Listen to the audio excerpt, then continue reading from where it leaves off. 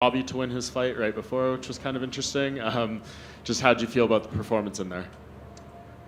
I felt good. To me, that's just a big credit to my team, American Top Team, and my coaches. I'm just so grateful that I have them in my corner, and to be able to do something like that as a wrestler, it means a lot to me because of those guys and how much they put into me. Musa Al-Suleimani, Barry Robinson with a Million Styles Boxing, Mike Brown, Ayotum Barboza. I'm just so grateful to have such awesome coaches. And like I said, I wouldn't be able to do that without those guys. What was the adrenaline rush of putting away someone like that? Because I'm sure dominating someone on the mat and using your grappling is one thing, but to do that, is it a different kind of feeling? It felt good. I think that, again, like I said, I'm just proud to represent my team in a positive way. And the adrenaline is incredible. There's nothing like MMA. There's no sport in the world that can compare, in my opinion, and just how free it is and how much you can do. And so every time I get to go out and compete, I'm so grateful for the opportunity, and the rush is undeniable. So I want to do that as much as I can in my life. How do you find the balance now, right? Because that's always the thing about the high-level wrestlers that's come in. It's like they want to develop their striking, right? But you don't want to fall too much in love with the hands. You want to stick with your bread and butter. So how do you plan on navigating that balancing act? For me, a big part of that is where I live and train. I live and train in State College, Pennsylvania, and I'm in the Penn State wrestling room almost every day. I'm training with the best wrestlers in the entire world, Olympic gold medalists, national champions.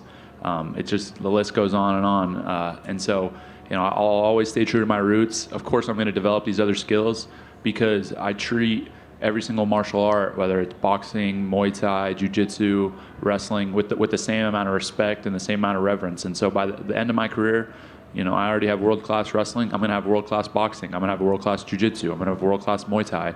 And I'm going to compete on a world-class level in any of those disciplines individually and obviously in MMA as well.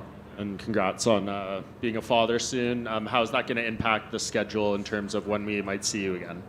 I don't know. I'm just fresh off this win. This is all I've been focused on for the past while. And so as far as scheduling goes, I'm going to take a couple of days, hang out with my wife, talk with my management team and coaches, and see where we go from there.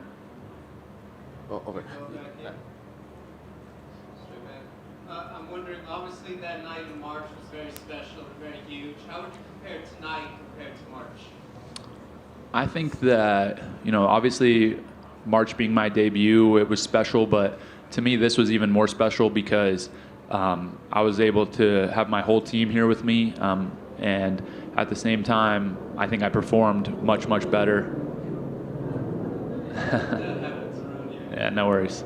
I think I performed much better. Obviously, getting a knockout finish is pretty exciting and pretty cool thing to do, especially given it's International Fight Week.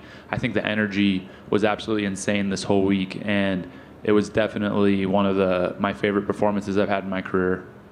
I always ask the high-level wrestlers this. Obviously, you're working your hands, you're working everything like you just said, but when you get in that cage and maybe he stands up tall a little bit, is it hard to break that habit of those, the hips, the legs, the takedown is just right there when you're in there?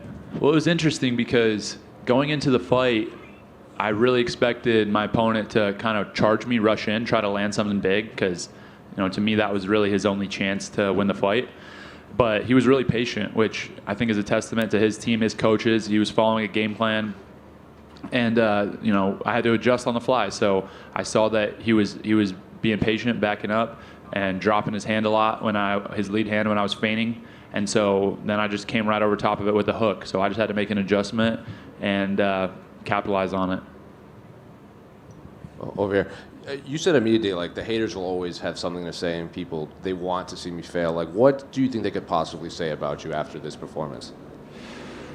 I don't know, I think that for me, I've always experienced people that want me to win and people that want me to lose. That's kind of how it goes when you're part of a wrestling team, especially a wrestling team like Penn State that dominates the NCAA entirely. And so, for me, that's nothing new.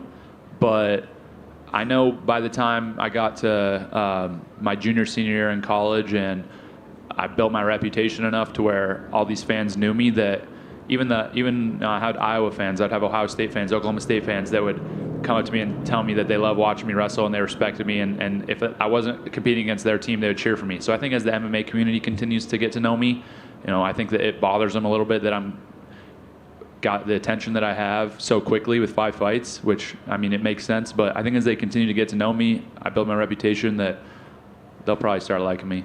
Well, you talk about the fans. Do your fellow fighters do you sense their sort of resentment that you're kind of getting all this attention? No, I don't really sense resentment from fighters at all. I have a great team at American Top Team, and all those guys have been super supportive of me, wanted to help me. Of course, I want to help them as well. I want to teach them wrestling and what I have going on. But I feel a lot of support there, and I can't speak for how other gyms are talking about me or anything, because I only train at ATT, and that's the only place I want to be, because that's where the best fighters and the best coaches are in the entire world. Final one for me. Did you get a chance to see the Dricus Duplessis Robert Whittaker fight, and what did you think of that? I didn't really get to watch much of it. I just saw the result, and I was surprised. I figured that Rob would win, but hats off to Dricus for beating a tough opponent. Hey, Bo. Would you be surprised if you get a top 15 opponent next? Is that something that you want, or do you want to develop more and knock off these, not top 15, like top 20, top 25 fighters? Right now, I'm going to enjoy tonight. I'll get back with my team next week, my management team, first round management, my coaches at American Top Team, and we'll discuss. I think I develop a ton every single camp, and we'll see what's next.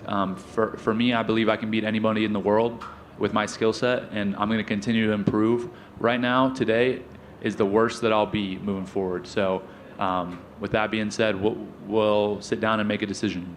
Would you like to fight like a Dagestani kind of wrestler to go American versus Russian wrestling?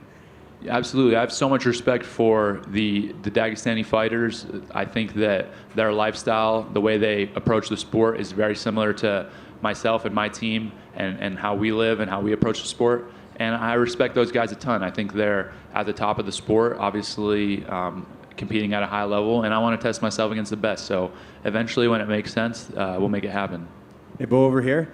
How satisfying is it to show your striking and see the improvements and see it on display on this huge card? Because you come from a wrestling background, you're not just a wrestler, you're a martial artist now. It's definitely exciting, just because I know how much work I put in, how much time and effort I put in to do that, and I'm just so happy that my work is paying off, and I'm happy for my team and those guys, because I was able to execute all the things that we work on together. It's really what I'm proud of most is doing it together. Of course, I won, but I really feel like in reality we all won. When you first got into MMA, was this kind of the timeline you thought would happen in terms of where you are in your career, or has it gone even faster than you thought? It's gone so much faster. I really expected to have 10 fights before I even got into the UFC. And I had my first professional fight last June, so 13 months ago, and now I'm 5-0 with 2-0 in the UFC, 5 finishes, all first round. Did not see that coming, but here we are. And you're going to become a dad. Congrats on that. That's awesome. Now that you're a dad now, what does a post-fight celebration look like today? I don't know. I'll see, but it might involve changing some diapers, and hopefully the baby's not up too late. But I don't know what time babies go to bed, but probably earlier than this. Bo, back here. You had a change of opponent, and I've heard of many times of fighters talking about they don't train for specific opponents, they just train to fight the best versions of themselves. For you, is that a mentality that you also take? Absolutely. For me, my performance is all based on effort. It's not based on my opponent, and it was unfortunate that I had to make the switch up, but it all works out. I believe that God has a plan for my life. He has a plan for everyone else's life, and it's all going to work out accordingly. So I don't stress or worry about it. I just do what I can. And my last one for you. I know, obviously, you said, you're more than that. You're more than a wrestler. You're a martial artist, right? You're improving very. Did I say that? Yeah, well, you agreed to James saying it. I'm sorry. Yeah, I'm sorry. I'm a wrestler. Let's get it straight. Yeah. But no, I was going to say, you're improving very fast. Tell me what it's like to notice those improvements, fight after fight. It's awesome. I don't want to beat a dead horse, but it's all my team. If I was trying to figure this out on my own, there would be no chance. It really goes to show how high level my team is, how dedicated they are, and I'm just the kind of end result. So, I'm going to continue to train, continue to trust them, develop, improve, get better, and I know where I'm headed, and we're all headed there together.